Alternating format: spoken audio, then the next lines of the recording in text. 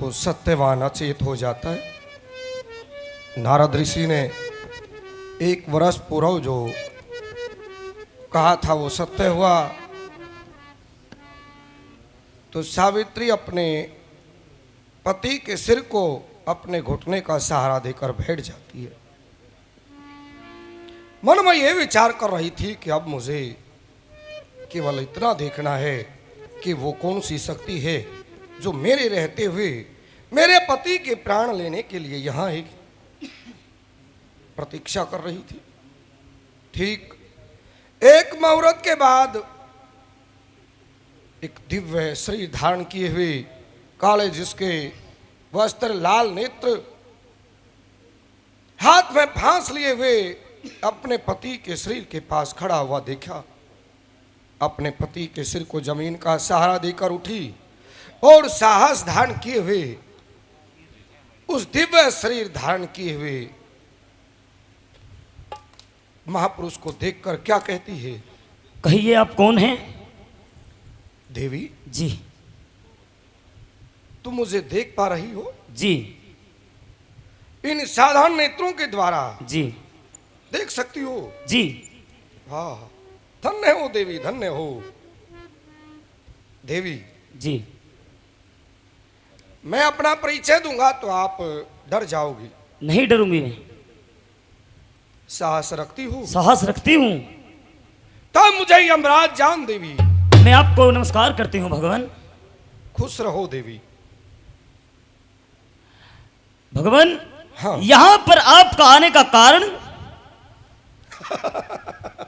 नहीं सह सकोगी देवी। मैं सह सकती हूँ। बहुत दुख होगा तुम्हें।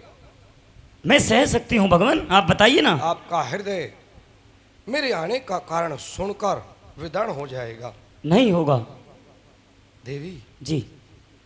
बड़े दुख की बात है जी। नहीं सह पाओगी। मैं सह सकती हूँ भगवान, साहस रखती हूँ मैं।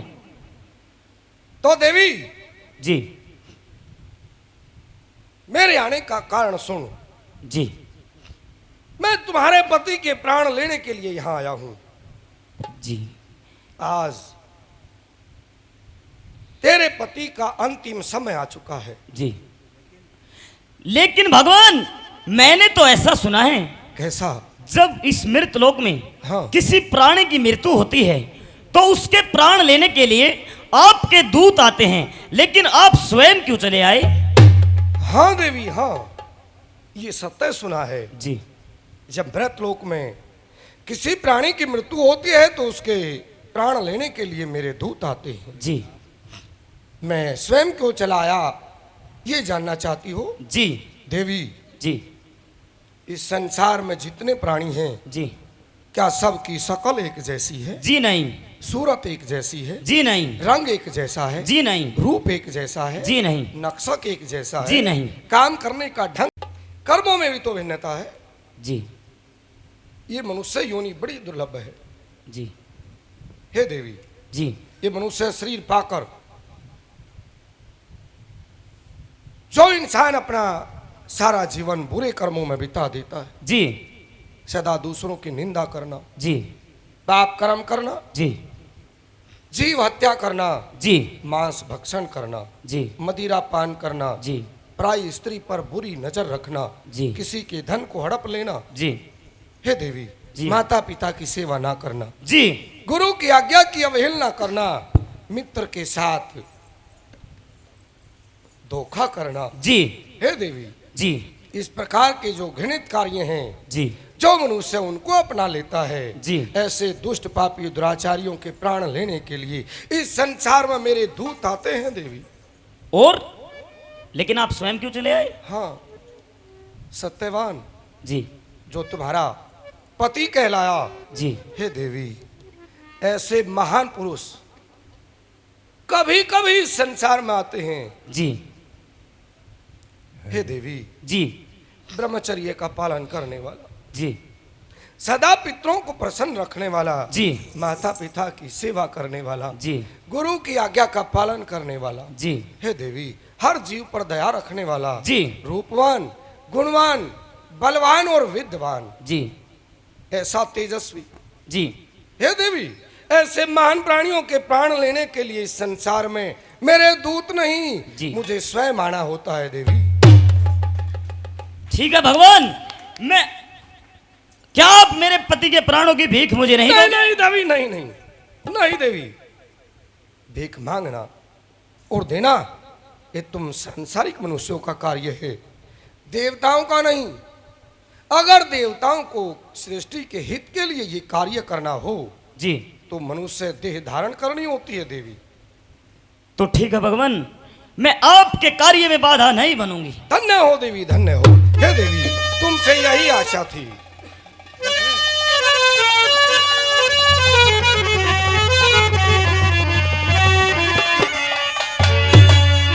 और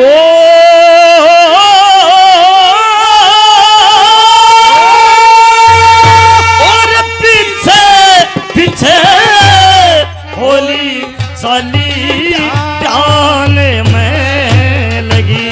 ओ पीछे पीछे होली चली ध्यान में लगी।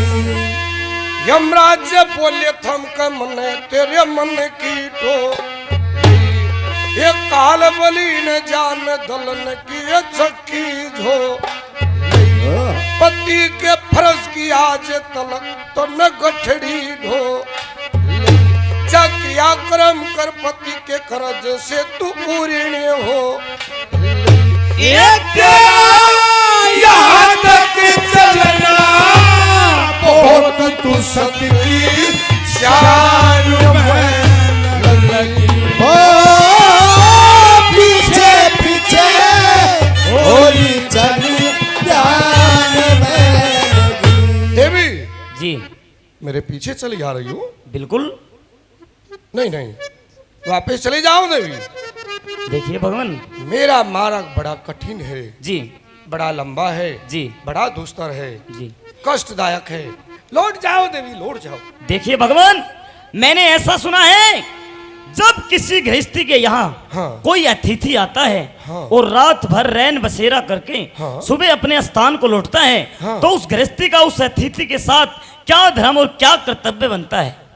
क्या धर्म और क्या कर्तव्य बनता है? जी, उसके साथ हाँ। 7 कदम अवश्य रखे। उसके साथ जी, ऐसा करने से क्या होता है? ऐसा करने से मित्र धर्म का पालन हो जाता है। देवी, जी, क्या तुम मित्रता के धर्म को जानती हो? जानती हूँ और मानती हूँ। मित्रता के धर्म को जी इतनी बाली आयु में जी, मित्रता के धर्म को जानती हो? जी। उसका पालन भी करती हो? करती हूँ। मैं भी सुनना चाहता हूँ। मित्रता का धर्म कहे संग 7 कदम चलना, इस धर्म को लेकर कहूँ मत नेम से टलना। तत्वदर्शी लोग धर्म से चाहते नहीं हिलना, बड़वासी ऋषि कर क्रिया कर्म कुछ मांगते फलना। ओ जो तत्वदर्शी ऋषियों ने कहा मैं उस ज्ञान में लगी। ओ पीछे पीछे होली चली ध्यान में लगी। वाह देवी वाह, धन्य हो देवी, धन्य हो। मित्रता के धर्म को आप जानती हो, उसका पालन भी करती हो। जी। वाह देवी वाह।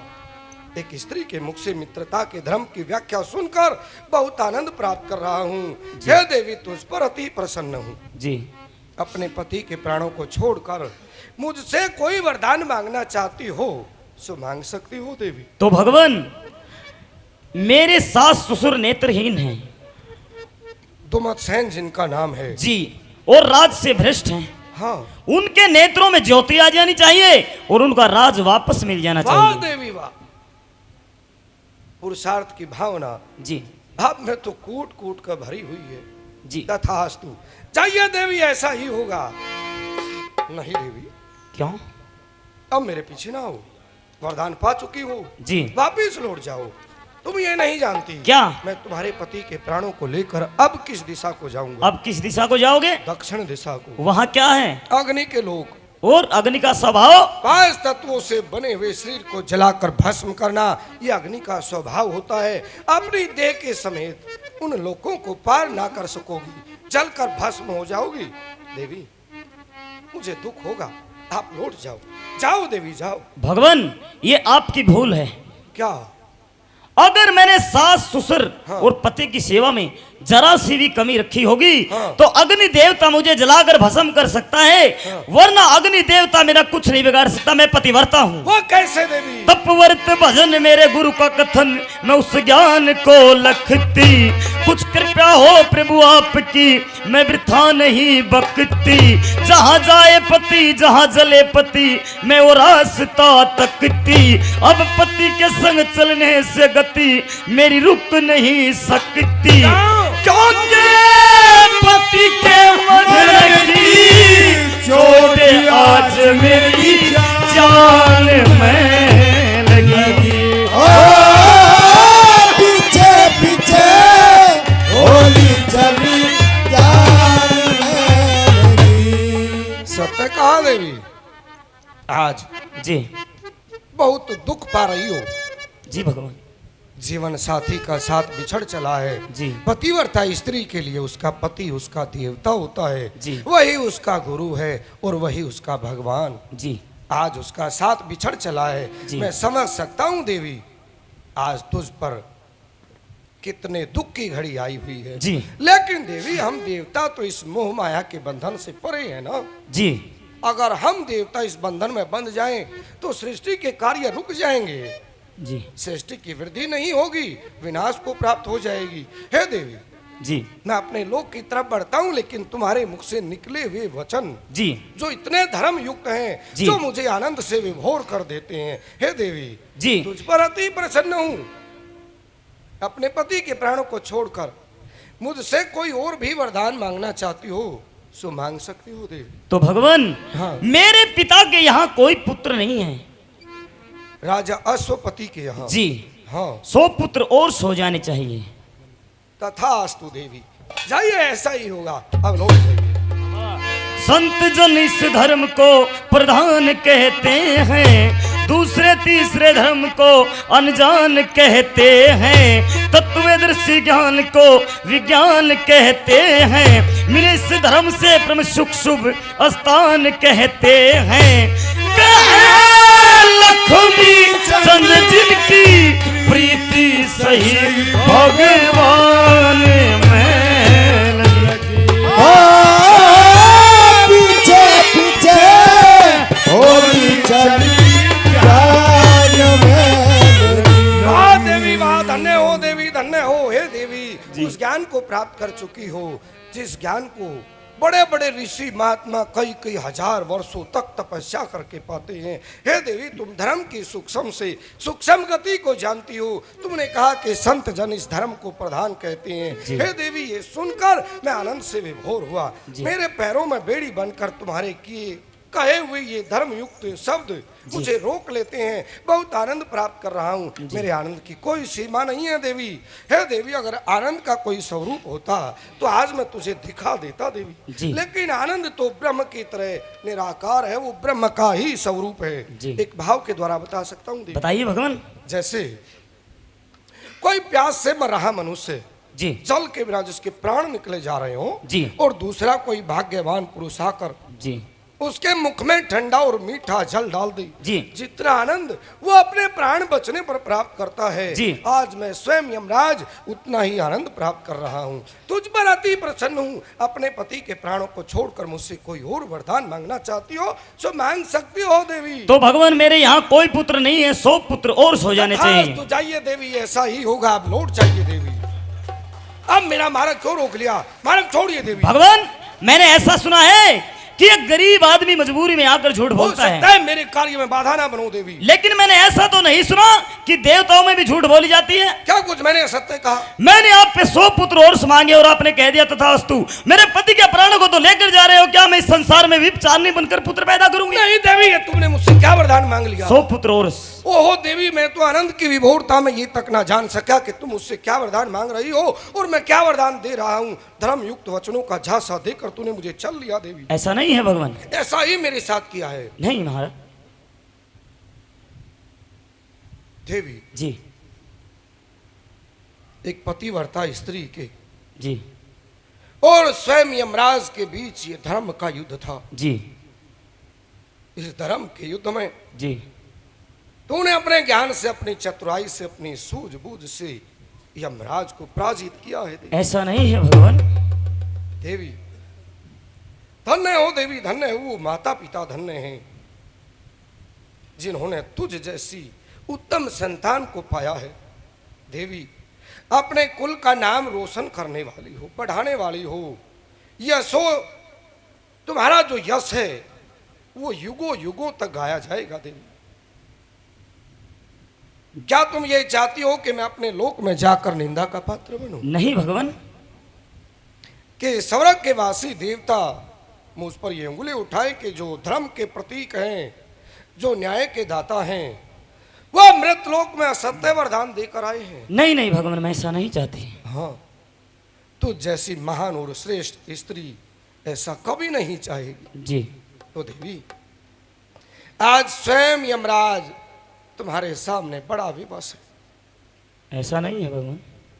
देवी जी मेरा वचन सत्य कराओगी? बिल्कुल निंदा का पात्र बनने से मुझे बचाओगी? बिल्कुल। तो सुनो देवी, जी केवल एक ही उपाय। क्या उपाय है?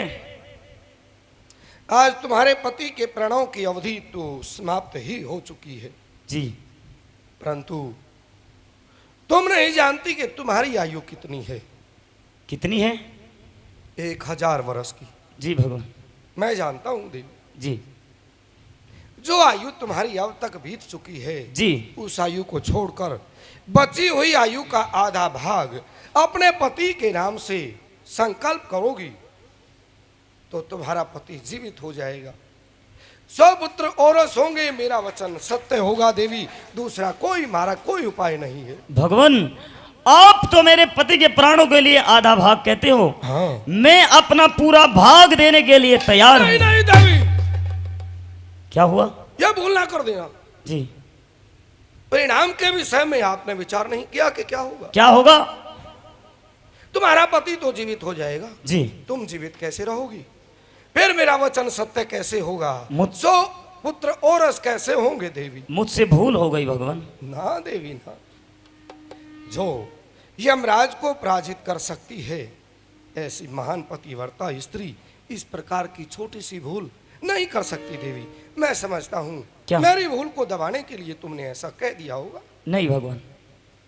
तो क्या मेरी सहायता करोगी? जी भगवान संकल्प करोगी? करूंगी। तो आइए देवी।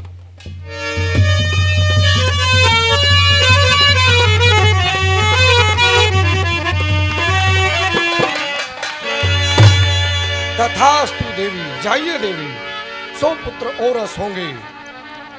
तेरे पिता के यहाँ तेरे ससुर के नेत्रों में ज्योति आ जाएगी, उनका राज उनको मिल जाएगा देवी। ठीक। आनंद कीजिए। प्रणाम भगवान। तो सुनिए 2 मिनट के पहले तो ये बताइए क्या ये कथा आप लोग समझ पाए? कुछ आनंद आया?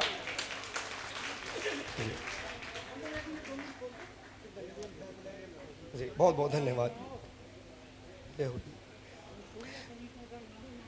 कि आज से लगभग 250, 300, 400 वर्ष पहले हमारे हरियाणा में इस विधा का सांग कहते हैं। इसमें बहुत से बदलाव आए, अनेकों कवि हुए जिन्होंने अपनी अपनी शैली अलग चलाई, इस विधा को एक नया रूप देते रहे। लेकिन कुछ समय ऐसा आया कि हमारी जो प्राचीन शैली थी उसको बदल दिया, गाने का तरीका कुछ अलग हुआ। जो कविताओं की शैली थी उसमें बहुत सा बदलाव हुआ। कुछ ऐसे हंसी मजाक हुए कि जो सामाजिक दृष्टि से ठीक नहीं थे, जिसका प्रभाव समाज पर गलत पड़ता था। तो समाज के कुछ विद्वानों ने उसका विरोध किया कि भाई सांग अच्छी चीज़ नहीं है, इसको नहीं सुनना चाहिए, हमारे बच्चों पर इसका गलत प्रभाव पड़ता है, वो बिगड़ जाएंगे, वो अपने अच्छे मार्ग से भटक जाएंगे। लेकिन दादा लक्ष्मी चंद ने इस सुविधा को एक नया रूप दिया, सांग को सत्संग बना दिया, एक सत्संग का रूप दिया। आप 2 दिन से सुन रहे हो, देख रहे हो, क्या कोई ऐसा शब्द आया कि किसी को लज्जित होना पड़ा हो? दादा ने ऐसी कथाओं का मंचन किया, ऐसी कथाएं बनाई कि बाप पिता और पुत्री बैठकर सुन सकते हैं, किसी को कोई लाज आने की बात नहीं है। कथाएं हैं, अच्छी शिक्षा मिलती है। तो बहुत बहुत धन्यवाद आप सभी का कि आपने इतना समय दिया और इस कथा को बड़े ध्यान से, बड़ी श्रद्धा से इसका श्रवण किया। जी, विष्णुदत्त कौशिक जी की आज दूसरे दिन की प्रस्तुति, और आप सब जाएं उससे पहले एक बात, एक मंच से आप कृपया जाएं नहीं, इतने बड़े कलाकार का हम यहाँ। माइक वाला कहाँ गया भाई? आप एक बार जोरदार तालियों से बता दें कि कितना पसंद आया आपको।